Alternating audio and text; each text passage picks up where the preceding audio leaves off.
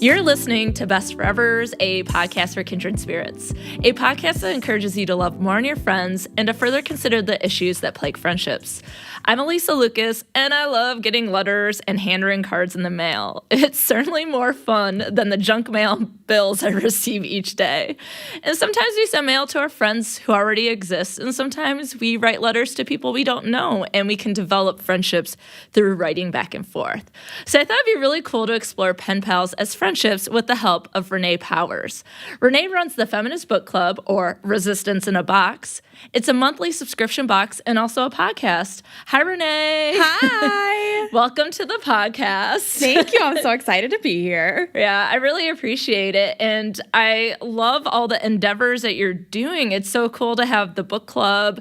I've gotten into some monthly subscription boxes and also that it's linked to a podcast. So can you tell us a little bit more about you and your endeavors?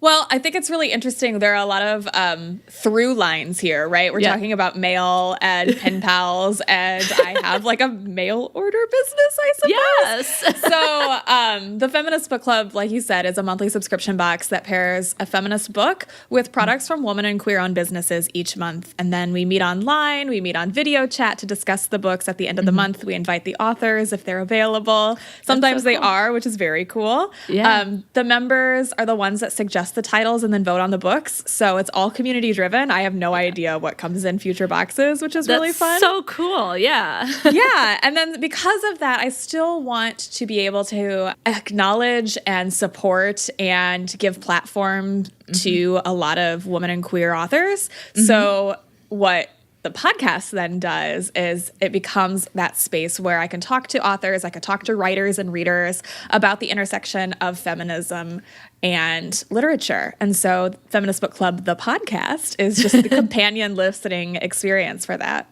That's so cool to be able to have that full-on experience. It's not simply getting something in the mail, which is super fun, and then getting not only a book that you might have had a say in having in the box, and then getting all these cool little things from women and queer-run businesses. I mean, that's really neat. And then on top of that, you can hear more on the podcast. It's really, truly a full experience, and I love that. I think that's really cool.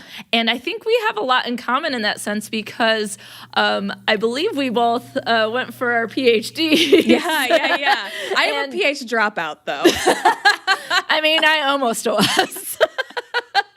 But I also, in communication, my focus is relationships and obviously friendship, but one of the classes that I teach is gender communication, and I really love the idea of giving space so that people can learn more about women and queer authors, and I think that is really awesome, and I'm definitely, next time I teach the class, I'm going to have to be like, look, folks, you need to get on this. And that was what my PhD research was gender communication. So that's what I'm saying. I'm like, I feel like we're on similar wavelengths, and now you have a really cool mail-run business. And female mail run. Well, yes, thank you. Male, M-A-I-L.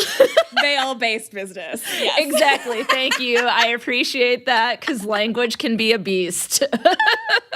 That's really funny. Oh, my goodness. So this is great. I think this is really on point given what you do and being able to talk about pen pals. And then not only that, but it's International Letter and Card Writing Month that the U.S. Postal Service sort of named in 2001 as a way to sort of honor and remember the historical aspects of doing pen pals and to sort of encourage people to write. So I feel like we're just firing on all cylinders already. That is so cool. I didn't know that. Yeah, and I wish, here's the thing, because I'm in my academic year and school ends like May 2nd. And so April is always the toughest month in school. You have grading, it's final exams, so you're not going to get to it. So I'm like, well, maybe I'll do April writing month in May. I think that's a great idea. You got to make it work with your schedule. Exactly. But I think the idea is like reflecting on how this was built. And I know that there's a blog entry from 2015 I found, and it's from Things That Start With J. It was written by someone named Jessica. And she is a library researcher, so a librarian researcher. So I was like, my mom's a librarian. I know that they can do some hardcore research and find this out, but she said that the dates in which pen pals were discovered or first used was in 1930s, and I found another source that indicated that pen pal entered the Oxford English Dictionary in 1931, and so that there was a student letter exchange, and that was in 1936, where a teacher decided that a student should connect with people and students in other countries to pique their curiosity and expand their knowledge of the world's culture. So I think that's sort of the start of pen pals as I could find, right? And I think that's really interesting. It's not even 100 years old, but it feels like it's been going on since, as my students will say in the first sentence, since the dawn of time. Yep. I remember grading those papers. Since the dawn of time, we've had pen pals. In our society. So, I mean, I know that you probably weren't born in the 30s, but I know that... you. Yes. For thinking I look younger than 90. Yes, you look very young. You look great for your age. But I was wondering if you could talk a little bit about your experience with pen pals. Like, how did it get started? Was it something similar to the student letter exchange where it was getting to know people in other cultures? Or did you have other motivation behind it? So the first thing you need to know about me is I am an epic nerd, and not like a cool nerd, but like an actual like dork. And so this starts with the dawn of the internet. Since the dawn of internet time. So I am not 90 years old. I'm actually 33. But I remember receiving internet in my house in the mid-90s, and I must have been like 11, 12 years old. And I was very into, and then here's where my dork side comes out. I was very into musicals, specifically Phantom of the Opera. Oh, nice. And so I found Yahoo Groups, which was a message board for people with like-minded interests, and noticed that there wasn't really a Phantom of the Opera one, and I wanted to talk about it. So I started as like a 12-year-old the Phantom of the Opera Yahoo Group's message board. And one of my first members was another like tween girl, obviously. Yeah. And we just connected about the musical. We started talking about other things. We had very similar experiences. We were going into high school. We were starting like theater and choir. Yeah. We were both very musical, and it blossomed into a very like robust friendship. And it's That's amazing. So it didn't start as snail mail pen pals. However, it became that. Yes. Once we went to college, and we didn't want to tell our parents that we were exchanging our like mailing addresses on the internet, because that was a scary thing at the time, right? You have to go back to like the late 90s, early 2000s, like meeting people online. It was all about To Catch a Predator. Like, I'm like, it's early catfish before we knew what catfish was. Exactly. And so when we got off to college, that's when we started to exchange like physical gifts and letters. And it's so interesting that back in the day, we still, like, communication is still, there's something to the intimacy of a letter that we recognized really early on, that it went beyond just emails, and we would write each other like long emails that went on for 500, 800, 1,000 word essays, that we weren't putting into our schoolwork, obviously. Yeah, I was gonna say, if you only put that time into your English classes, right? I mean, it got to the point where we were actually writing a musical together. I forgot about that until just now. But it was one of those, like, I was the lyricist because I loved to write and I loved poetry, and she still is an incredibly musician. We're friends on Facebook now. She lives in Germany now. Anyways, so we were like exchanging files back and forth in the days of Napster. So it was taking like 3 hours to download one song, and like that would be like the instrumental, and then I would provide lyrics, and I would have to like record me singing it and like send it back to her. I would take another like 3 hours to upload it, and then 3 hours to send it. And it was like, I'm so glad the internet has become what it is today. I live in Minneapolis. We just got 5G network. Well, that's what I'm thinking. I'm like, anyone who's listening that's maybe in college now or in high school are like, what are they talking about? I feel like a history.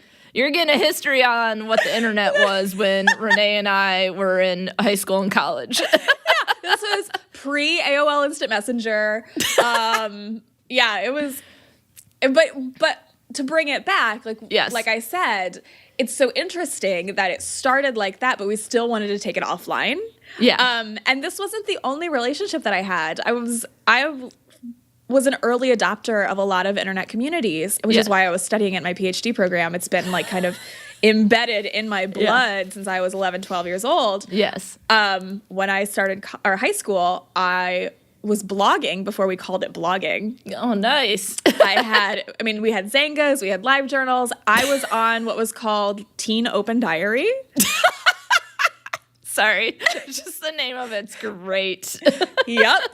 It doesn't. I don't think it exists anymore. I think we need to find out, and if not, we might need to restart it. Teens now in their 30s. Right, exactly. But I met another teenage girl named Jackie on Teen Open Diary, and again, we started like sending direct messages. They weren't called direct messages. They were probably called like PMs or something. I don't know. Yeah. And emails blossomed into letters. And when we were in college, I studied abroad in Rome, and she was a year ahead of me. So it was my junior year. She was a senior. It was my sophomore year. She was a junior. And she came to Rome.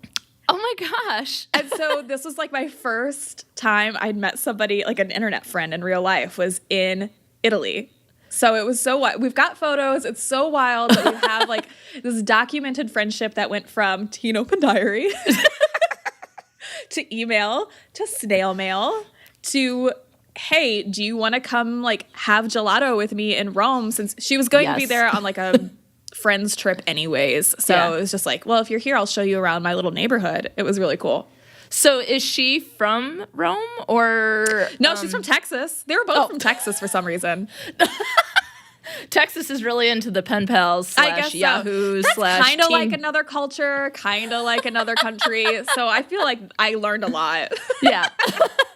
I mean, that's amazing. And one of the things that I think is pretty cool about it, because I think that people have this misconception of young people as if they're, especially now, they're just into their phones and they're into this thing. And that was probably the same case for you with your Teen Open Diary and your Yahoo group, but that you went from the internet to snail mail, where people might do it the other way around, right? That they might start writing letters and then they might move to the internet because it could be faster or like less carpal tunnel.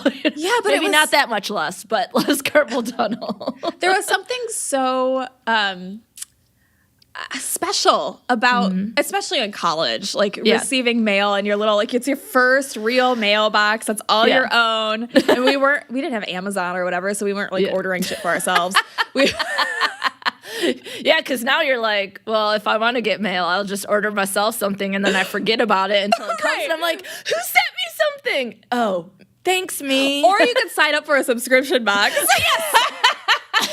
One of the subscription boxes I have is for my cats. It's cat toys, and it's coming today, and I'm so excited. Oh my gosh. So there is something about getting things in the mail every month or from your friends. So, it is. And then to see like people's handwriting, and sometimes people doodle or draw or add other things. Yeah, it was like little handmade bookmarks. I still have, I should have shown you. We are on video chat. I should have grabbed it. I have a little like watercolor bookmark that my first pen pal, Christine, made. And it's got a haiku that she wrote for me on it. It is just like so darling. And and it's on just a piece of scrap, like painter paper, Yeah. Well, we accept photos here on Best Forever so that everyone can see. Okay, I think it's really neat. I think, people say that all the time, that letter writing is a lost art, right? That people don't really do it anymore. But I think when it happens, when it's a surprise or even a card with maybe a shorter message in it, I think there's something that really boosts your, happiness, right? It feels good to get mail that people care about you, they're thinking about you, and it's really neat to build relationships that way, because I think that with letters, there's things that you can write about and talk about with people that you might not be able to when you're face to face to them. Yeah. Or in high school. Yeah, especially in high school. And what was so cool about like Jackie especially, she was a year older than me, which doesn't seem like a lot, but in high school it totally is, right? Yes. And she was kind of this impartial observer into my life, and I could ask her things that like, so I was a lonely child. My parents divorced. My mom worked 2 jobs. I was an only child, and it was so nice to have kind of the sounding board all the way in Texas to be able to ask things. Like, she was the first person that told me about masturbation. And like, seriously, like these were questions that I wouldn't have been able to ask my best friends because they would judge me or whatever. And so it was really cool that I think that was novel then. It's probably less novel now with a lot of ubiquitous online communities where you can, like Reddit, you can kind of be anonymous and like whatever. Yeah. But back then that was novel, and that was she provided a really safe space for me to explore and ask the questions that I couldn't ask otherwise. And she was so like non-judgmental. Both of my pen pals, my Texan pen pals from the internet, were beautifully. And I kind of chuckled because I was like, "That's not where I was expecting you to go." But it's also like that is truly something that if you don't feel comfortable asking people, that you can get the advice from someone who isn't going to judge you, and that's one of the number one things we look for in friends, that they accept us and they don't judge us when we do have questions or things happen or we make mistakes. And so that's really cool. Yeah. Yeah. And it was just like, high school was so uncomfortable and awkward otherwise that it was just so nice to have someone who wasn't there. Yeah, it is nice to have friendships like outside the space you're in every single day, because there's different drama. This person likes so-and-so, and like this person doesn't like you because you looked their way, and right. And also like my 2 friend groups were either school or church. And it's like, I'm not going to ask my church friends about masturbation, you know? Why not? No, just kidding. The Catholics don't look kindly upon that. I can imagine. So then would you say that, well, let me ask you this. How long did those pen pal writings and things like that last, whether it be Jackie or Christine or both? I think after Jackie and I met in Rome, I graduated college, and it's like any friends, like they lived their lifespan. And I think with the dawn of the internet as it is now, the dawn of social media as it is now, like we connected on Facebook, and then it was kind of like, well, now, especially my peers, it feels like we're trying to pull back some of the privacy. Yeah. Back, like take claim on that back from social media and like put more parameters and borders on and, you know, boundaries on our how we share our lives online. And so we're not as close. We're still acquaintances. We're still friends on social media, but it's like the same with my high school friends, right? And so it's they're kind of housed in that same that same like level of friendship. Yeah, and I always like when it's like time for high school reunions, and I'm like, really? Because I see y'all every day on Facebook. And so it's like we're able to connect, and we're able to sort of, you know, reach out to each other, or just kind of like something that they said, a post or a quick comment about something that you remember. But I think it reminds me of commemorative friendships that I've talked about before from the friendship researcher in my field, Bill Rollins. And he talks about those, and it's like thinking about them fondly, right? And it's, you know, it's something that was really meaningful at the time that the letter writing was happening. You needed that person or people to maybe, you know, have companionship or have help or have something, even at the basic level, something to look forward to, right? You know, and, you know, so it's nice to be able to think back on those people fondly, but it's also really cool to know that you're still connected with them versus, I wonder what happened to Jackie. No, I know exactly what she's doing. I know exactly what Christine's doing. Like I said, like she is like an organist in Germany or Belgium or something, which is so interesting. It's so cool to see that because we were learning German in school at the same time. And then she went on to like marry a German or a German speaking man and like move to a German speaking country. And then I like Auf Wiedersehen is like as far as I got, you know? I got as far as hello. That's how they say hello in Germany. That's about all I got. Yep.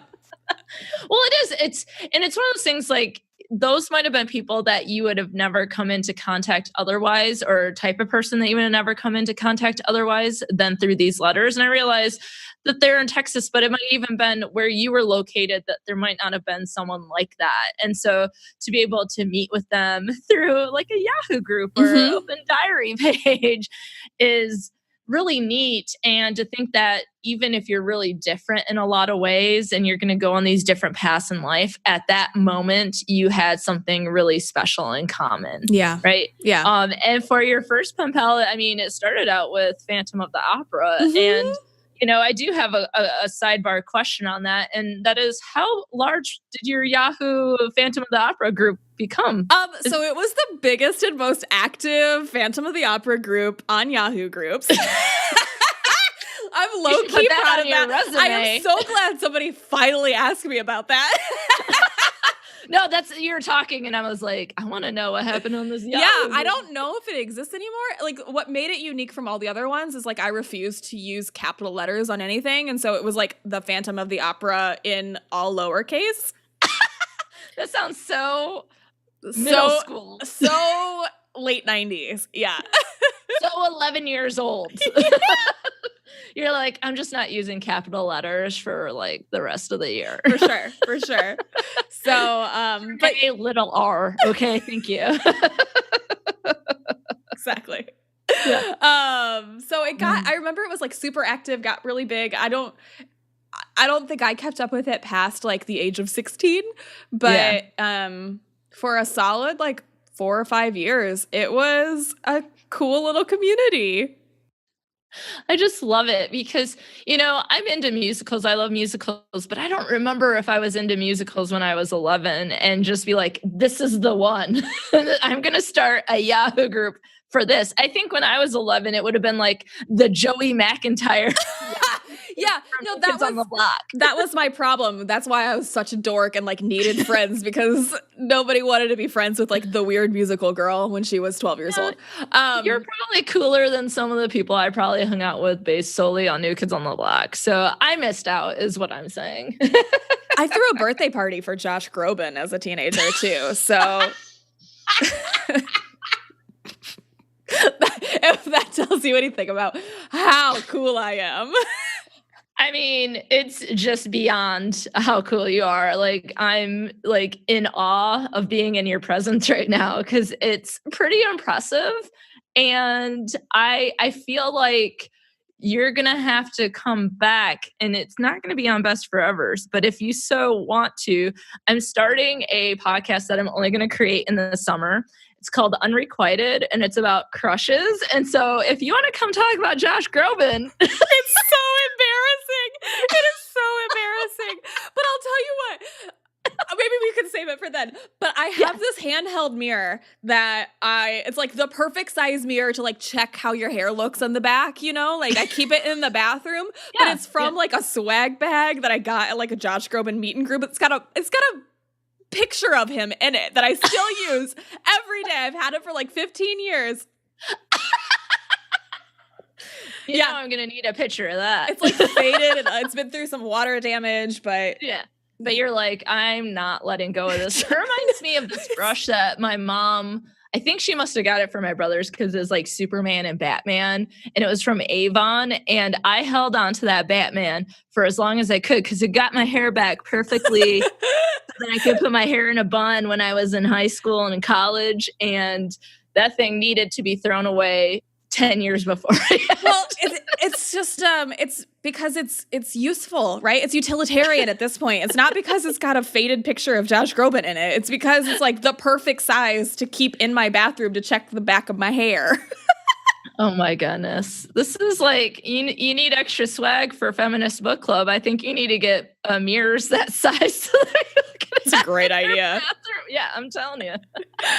This is amazing. But I think that one of the things that I started to gather, and you can correct me if I'm wrong, is that there are things that you're interested in and you are not afraid whatsoever about, or at least at that time, not afraid about sharing that with other people. And I think that's really cool. And I think that we're similar. It wasn't Josh Groban and Phantom of the Opera, right? It's Joey McIntyre and just the 10 of Us. Was that the TV show I watched? I don't know. Like, it's like those kinds of things, right? Yeah.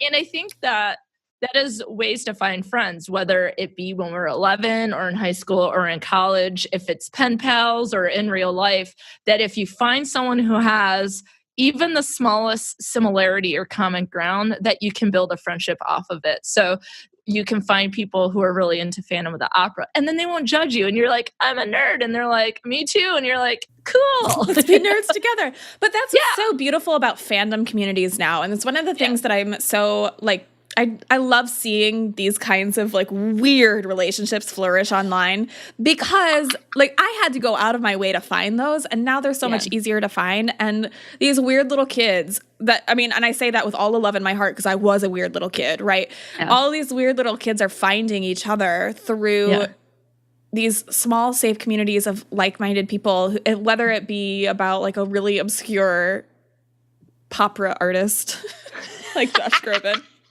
He's not obscure. People know who he is. I guess. Maybe at that time it was obscure.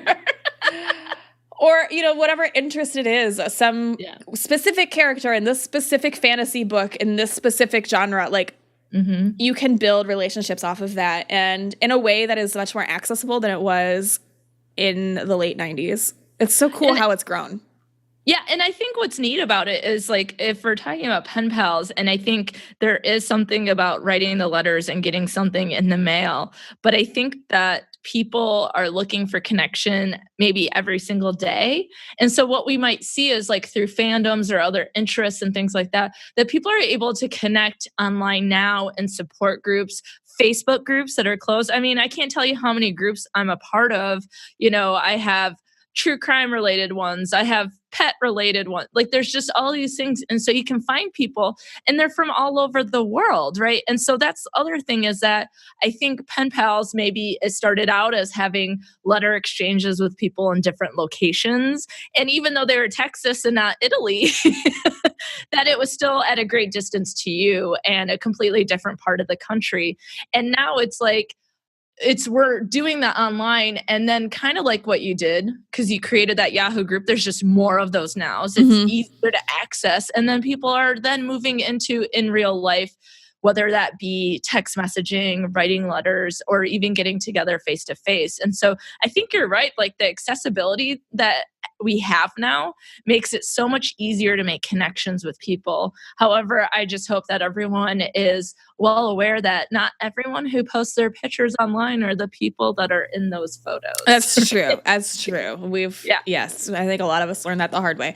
That's why I was like, oh my God, is she going to join a Yahoo group and be writing letters with someone? And then I'd be like, and then I was catfished by a 50-year-old. Like, No, I lucked out. They were all young girls like me. That was great. I found like the 4 other like 12-year-olds using the internet that time. But I think that to bring it back, I think there's still that value in, like, even with text messaging, even with like these kind of not necessarily online relationships that are bridging the gap to being more like gray area, offline, online. I don't like saying offline/real life, because I think the online life is our real life.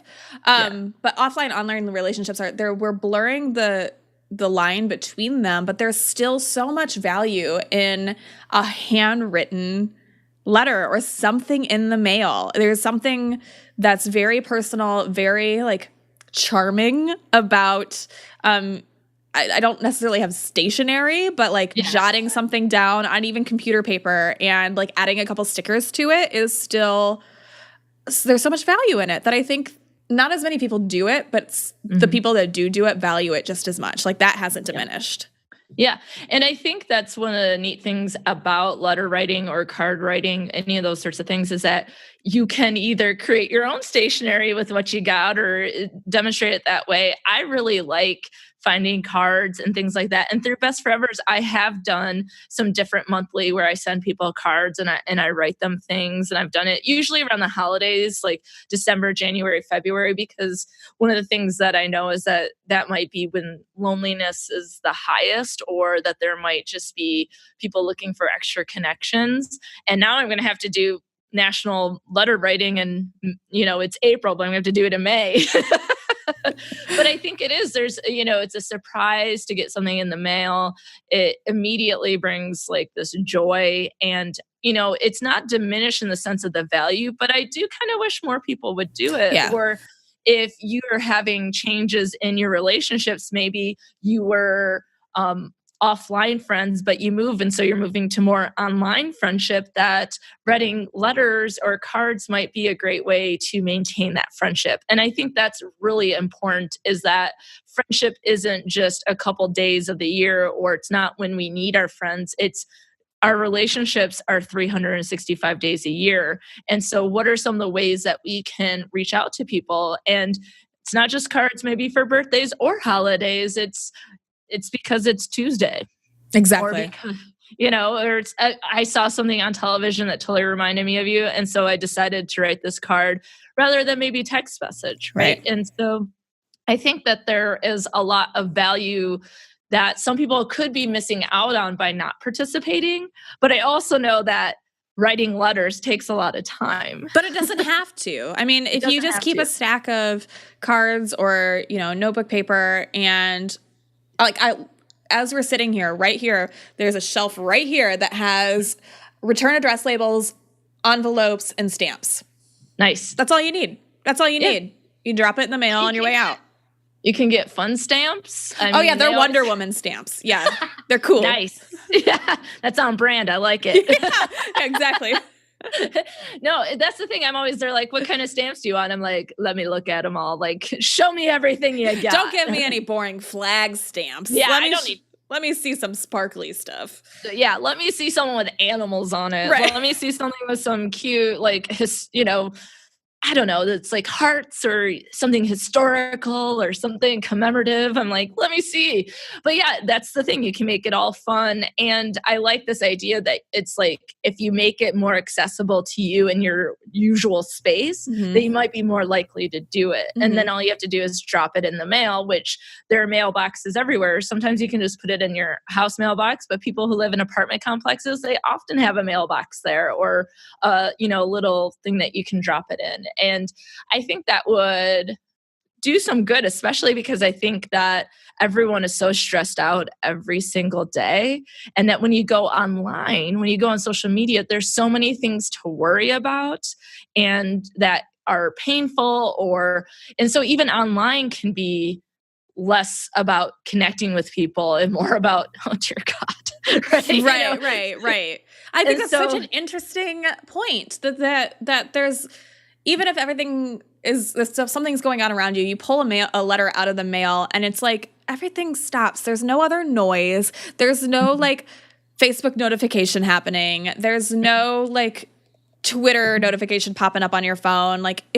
You're right there. You can take a break. You can read this letter, and that's your focus is just on that. How beautiful is that? We don't get those opportunities. Give that opportunity to one of your friends right now. Yeah. Stop what you're doing. I'll dictate it for you. We'll stop the recording. Hi, friend. I was thinking about you and the value of snail mail and wanted to send you love. Sign your name, put a stamp on it, go. You're done. Yep. And it doesn't even have to be a letter. Get a stack of postcards. Yep. And one of my previous guests, he's a graduate student at the University of Arizona, and his name is Nate Wu. And I had him on because he does research with friendships and communicating via text message and social media and memes and gifts and things like that. And whenever he goes to a conference, he gets a stack of postcards and he sends them to all his friends.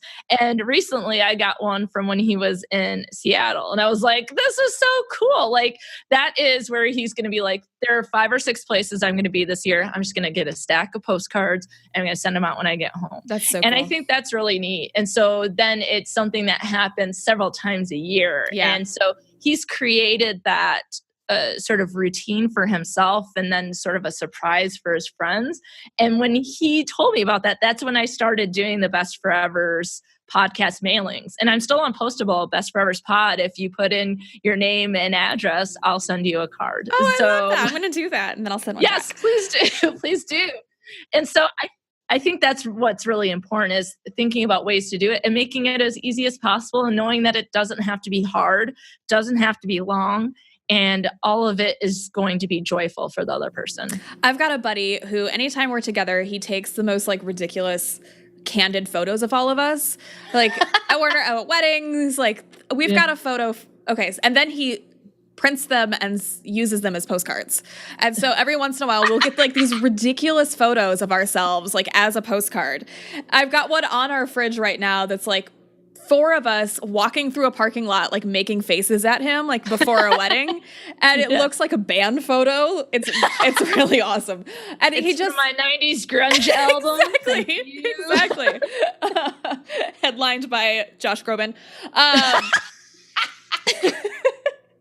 That was a good callback. Yeah. Oh my gosh. But then he just puts a stamp on it, addresses it to us, and just sometimes writes a little message, sometimes doesn't. But it's like, you always know it's from him.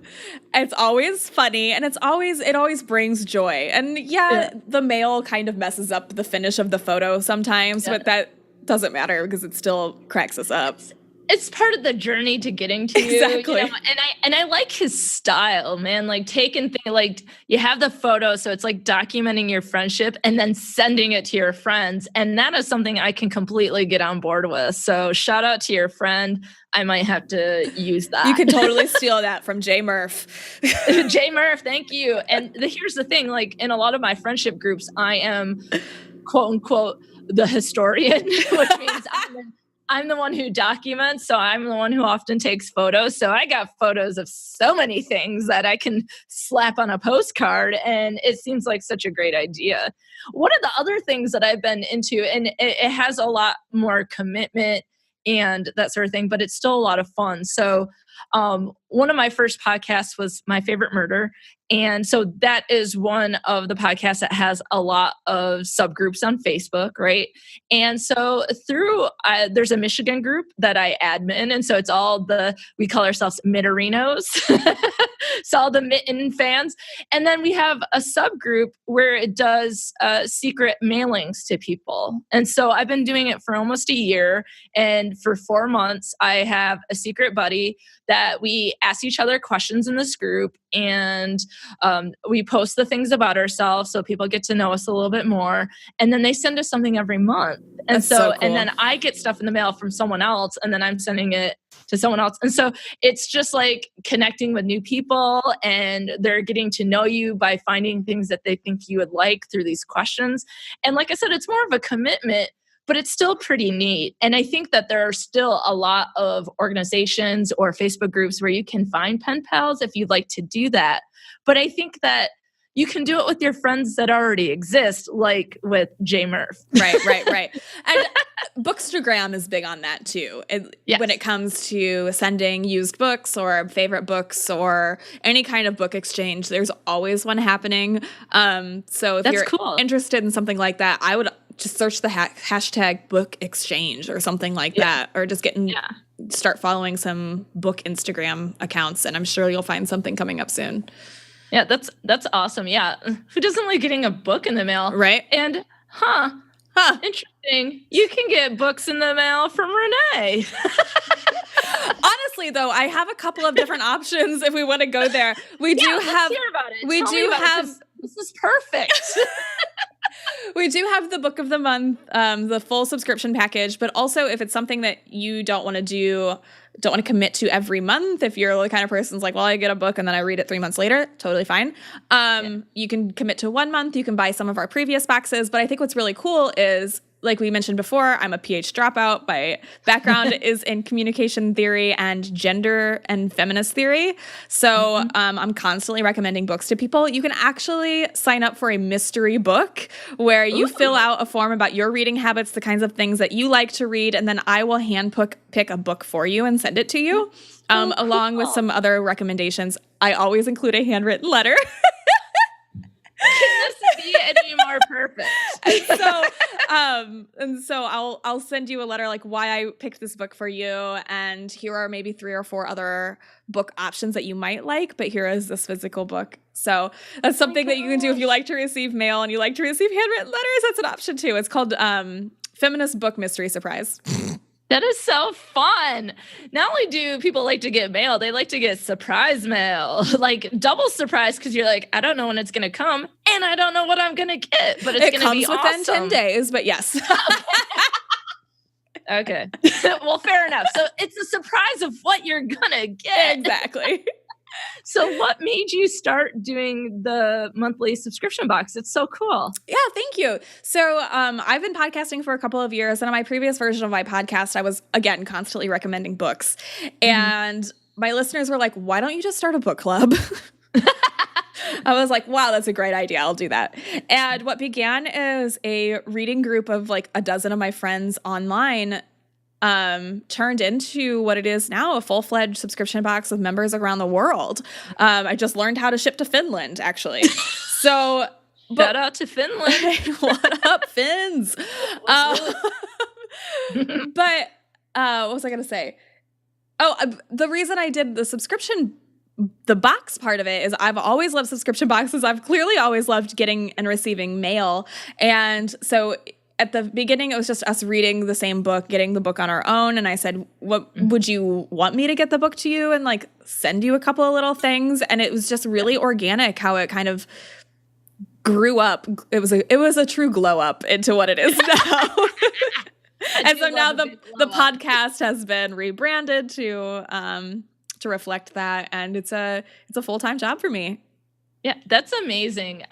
This has been really joyful because, I love to talk about friendship. Obviously, I have a podcast about friendship, but it's really cool to learn about what other people are doing and how friendship has operated in your life. And so to have these pen pals and create relationships through Phantom of the Opera and the diary online, and to have that go to writing letters and really thinking about now how we can do that in 2019 with technology, right? To make those letter writing things happen, whether it's a new friendship or one that already exists. And then to also hear about this really cool thing that you're doing. And people out there listening, you have to admit, you love to get mail. Don't act like you don't. Exactly. I want to give just like a big shout out to the U.S. Postal Service.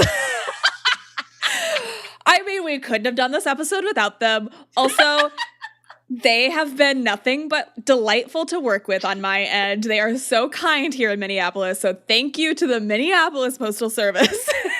Thank you, Postal Service. I mean, I come to your postal office in Mount Pleasant, Michigan, and I'm giving you all these letters with no return address on it. It just says best forever or secret mail, buddy. And you make those things happen. You get them out to the people who need it. The unsung hero of this episode. Yeah, seriously. Well, and what's really cool is that they're the ones who named the International Letter and Card Writing Month. So they're like encouraging it. So I love it. And I've loved talking to you.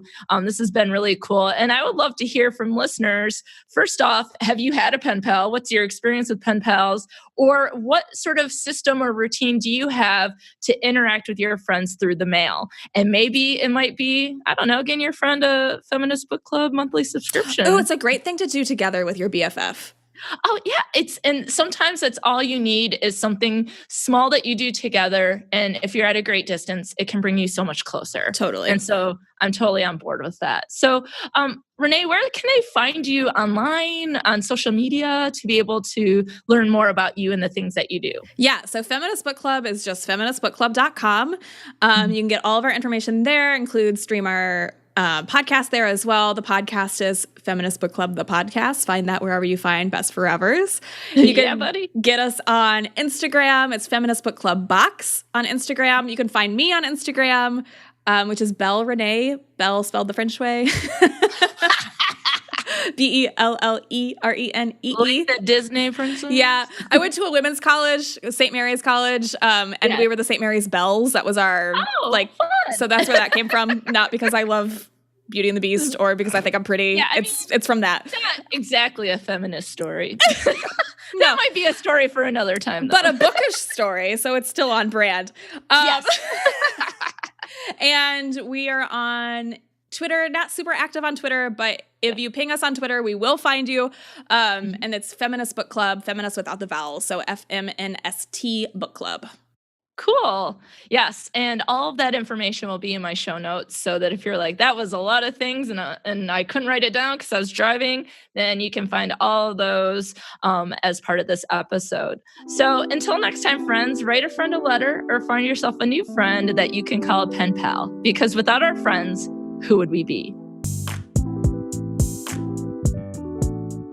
Thanks for listening to Best Forevers. If you like what you hear, be sure to subscribe, rate, review, and of course, share with a friend. Please be sure to follow Best Forevers on Facebook, Twitter, and Instagram at Best Forevers Pod, and I'm at Dr. Alysa Lucas on Twitter. You can always find the podcast webpage for more information at bestforeverspod.com and share your stories of friendship by emailing me at bestforeverspod@gmail.com. And if you'd like to support the movement to love on our friends more, check out the podcast on patreon.com/bestforeverspod. Now, friends, check out this recommended podcast that you must get in your ear holes immediately.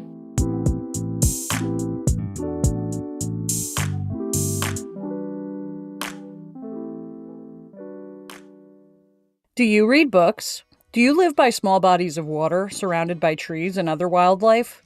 Is that geese shit? If the answer to any of these questions is yes, you have found a home here at the Brook Reading Podcast. Each week, I read a book while nestled in my small New Jersey apartment and gaze out the window at a brook. Then I jump online, talk about it, ask for your opinions, and bitch about something for approximately 5 minutes. If you would like to join this madness, check out the Brook Reading Podcast on iTunes, Stitcher, Google Play, Spotify, or on the Radio Public app. Let's step into some animal feces together.